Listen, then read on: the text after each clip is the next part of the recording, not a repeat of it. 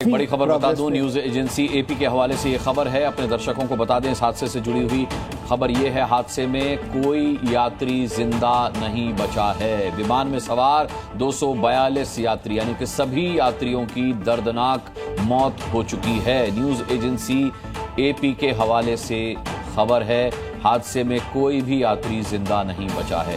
जाहिर सी बात है, हमने इस डिबेट की शुरुआत में ही आशंका जाहिर की थी कि एक विमान अगर 200 की स्पीड में हवा में होता है और वो गिरता है 4 इमारतों को साथ लेकर, मतलब 4 इमारतों पर अगर वो गिरता है और उसके अंदर 1.25 लाख लीटर फ्यूल होता है, तो और किस कदर विस्फोट हुआ है देखिए। क्या इसमें किसी के बचने की संभावना हो सकती है? नहीं।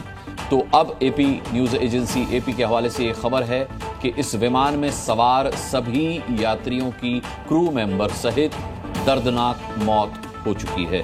कृष्ण मित्रू जी, ये एक बहुत दुर्भाग्यपूर्ण खबर है, बहुत दर्दनाक खबर है, लेकिन ऐसी आशंका थी कि ये होगा, क्योंकि विमान का मलबा देखकर कहा जा सकता था कि कोई जिंदा शायद ही बचा हो। मैं तो एक स्टेप आगे जाऊंगा जी कि जहाज के 242 पैसेंजर्स का तो खबर आ गई, लेकिन जमीन पे जी, क्योंकि ये जहाज रेजिडेंशियल एरिया में गिरा है और इतना पेट्रोल वहां पे फूक गया, उसकी वजह से जमीन पे कितने लोग मरे होंगे अभी उसका आंकड़ा आना है। अभी उसका और मेरे हिसाब से वो भी काफी आंकड़ा होना चाहिए होगा। जी सिकंदर रिजवी साहब, आपने एक नई बहस छेड़ी है। मैं आपसे जरूर पूछना चाहूंगा कि आपने कहा कि एक विमान इससे पहले भी लैंडिंग के वक्त पहले ही लैंड हो गया था।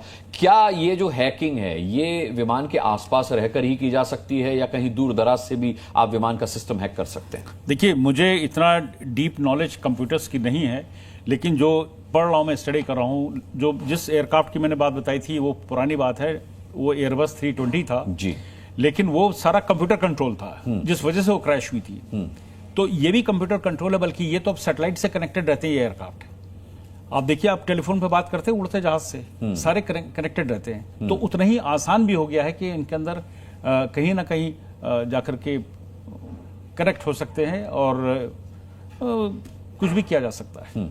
नहीं, लेकिन अगर आप आशंका जाहिर कर रहे हैं सबूटाज की, तो क्या इसको हैक करने वाला विमान के अंदर भी मौजूद रहा हो सकता है? नहीं, जब हम आतंकी घटना की बात करते हैं तो फिर फिदायन हमले भी होते हैं। हमने देखा था कि किस तरीके से वर्ल्ड ट्रेड टावर को प्लेन हाईजैक करके नहीं पूरा का पूरा उड़ा दिया गया। वो तो बात ही दूसरी थी, तो खुद उन्होंने फ्लाई करके ले गए थे, बैठ कॉकपिट के अंदर चले गए थे वो लोग। ये तो यहाँ पर ऐसी कोई बात नहीं है, यहाँ पर कंप्यूटर से सारा खेल है।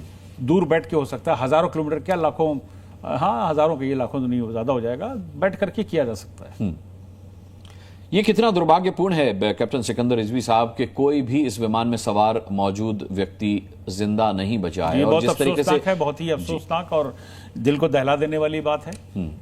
कृष्ण मित्रू जी जैसा कह रहे हैं कि ये एक रेजिडेंशियल एरिया में गिरा है सर जहाज, और ऐसे में वहां पर हमने दिखाया मेस थी, जो रेजिडेंट डॉक्टर्स का मेस था, वहां पर खाना चल रहा था, 1:30 बजे का वक्त था, तो लंच टाइम था उस वक्त, और वहां पर सैकड़ों लोग मौजूद थे। तो ये हादसा भी और बड़ा हो सकता है। अगर ये एपी के हवाले से जो खबर आ रही है 242 यात्रियों में से कोई जिंदा नहीं बचा है, तो अभी वो लोग जो घायल हैं, जिन्हें उन इमारतों से बाहर निकाल करके अस्पतालों में पहुंचाया गया, उनके अलावा मरने वालों की संख्या बढ़ भी सकती है। ऐसे भी लोग होंगे जो इस विमान के गिरने से, यानी कि जो वहां इमारतों में मौजूद थे रेजिडेंशियल एरिया में, वो उस विमान के गिरने से अपनी जान गंवा बैठे होंगे।